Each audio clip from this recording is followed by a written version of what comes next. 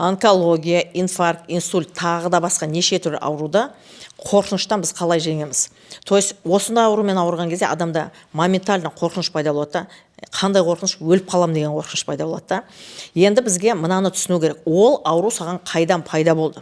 Оның алдындағы видеода мен сіздерге айтып кеткен болатын, ажырасу неден болады, оны қандай салдары, не істеу керек енді деп та. И тура осындай қараңыздар, әр сана-санына байланысты адам ауырады. Неге? Өйткені нәпсі бізде келіспейді да. Неге келіспейді? Егерде сенде сахарный диабет болатын болса, сахарный диабет деген ауру ол стресстен пайда болады. Ол приобретенный заболевание деп айтады онда. И сахарный диабет в принципе медицина саласына ол емделмейді. То есть сен өмір бақи там инсулинозависимый боласың, либо не инсулиново зависимый боласың. И сенде әрине қорқыныш, егерде менде инсулин көтеріліп кетсе, онда мен комаға түсемін, и сонымен күндерінде мен о дүниелік болып кетемін. То есть өлем деген қорқыныш болады. Адамдарда в реальности солай да. Енді маған өте көп адамдар консультацияға келеді, өте көп адамдар коучингқа келеді. Менде қазір именно осы тақырыпқа байланысты мен сіздерге бір шикарный кейс айтайын. Астана қаласына маған жап-жас бір қыз келді. Ода онкология 3-ші стадия. Сонда представляете, энергия қалай жұмыс жасайды? Ол бірлік, оған сөйлеуге болмайды. Но ол біреудің қол астына жұмыс жасаған, сонда мына жақта жаңа бірі, оны 19-ы, 28 күні тыңдап отырса, ол адамдар мені түсінеді да.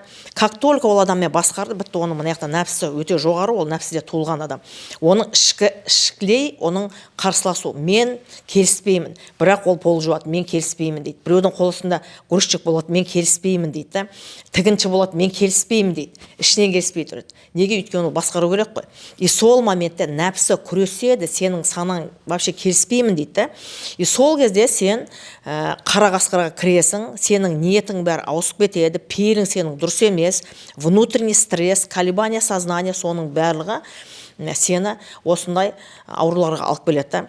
И мен сіздерге осы видеоның соңында методика айтамын. Именно сондай, мына бір сахарный диабет, инсульт, инфаркт, аденома простаты, простатит, содан кейін әйелдерде миома, киста, пилонефрит, артроз, полиартрит, содан кейін қандай тағды, экзема, псориаз айттым да. Осындай аурулар қазір өте көп.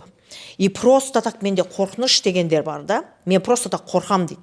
И сол постоянно қорқып тұрған кезде біздің денеміздің бәрінде түгел зажим блок болады да.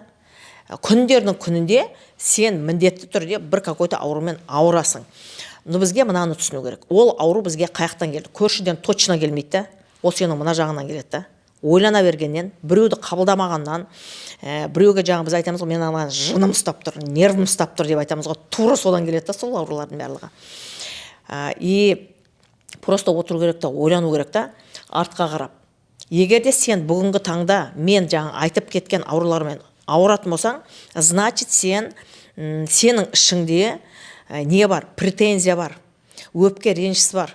Мен білмеймін, может быть, әке-шешеңе, мүмкін сенің бала-шағаңа, мүмкін сенің келініңе, бауырларыңа, сенің жаңағы бастығыңа да, неважно, көршілеріңе, әйтеуір сенде внутренний претензия, сен келіспейсің. Сол келіспегеннен в конце концов осындай ауруларға душар болады адам. Енді суицид ғылымы бойынша в точности мен сіздерге айтамын, мысалы 6-15-24 күні туылған адамдар қандай аурумен ауырады.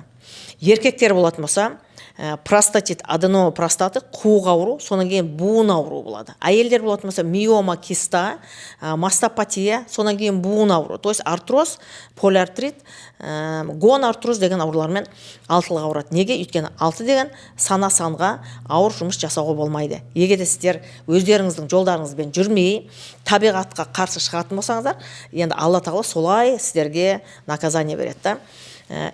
Мысалы 8-і, 17-сі, 26-сы күні туылған жандар, мейлі әйел болсын, мейлі еркек болсын, құлақтан кетеді. То есть атит болады оларда. И содан кейін ранний инсульт болады.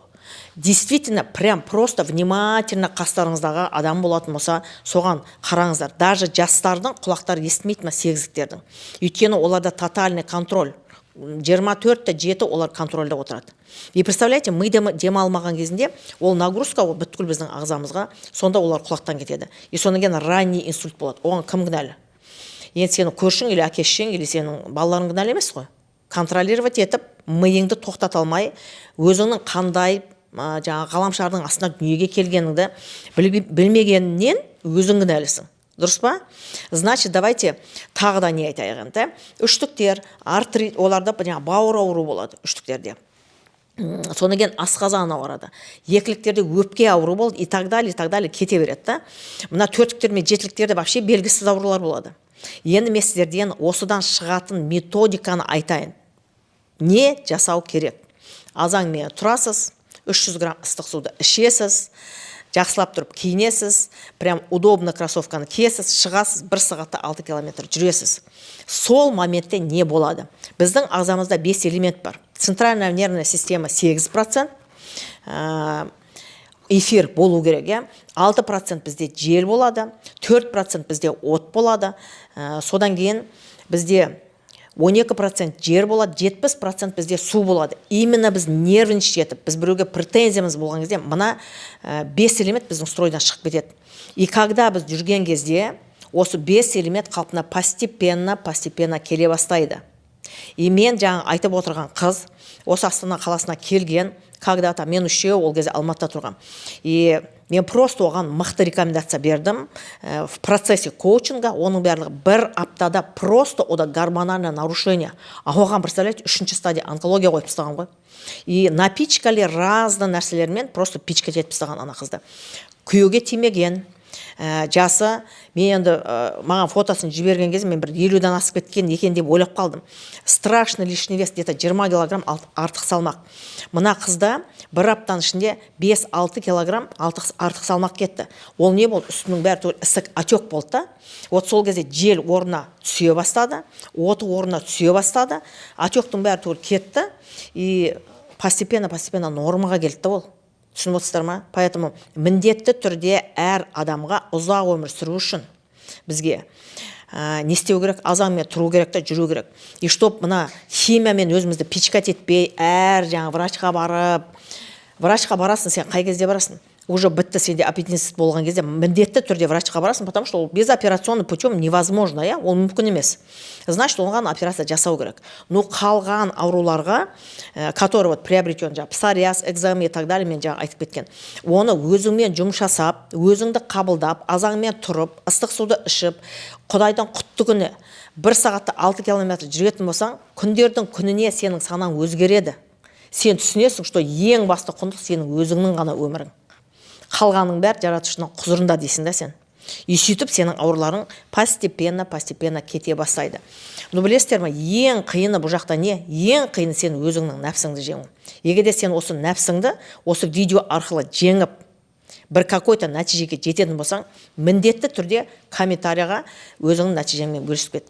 Өйткені сенің жеткен жетістігің миллиондаған біздің қазақтарға керек. Егер де саған видео қызық болатын болса, менің каналыма тіркеліп, осылай ауырып жүрген достарыңмен бөлісіп кет.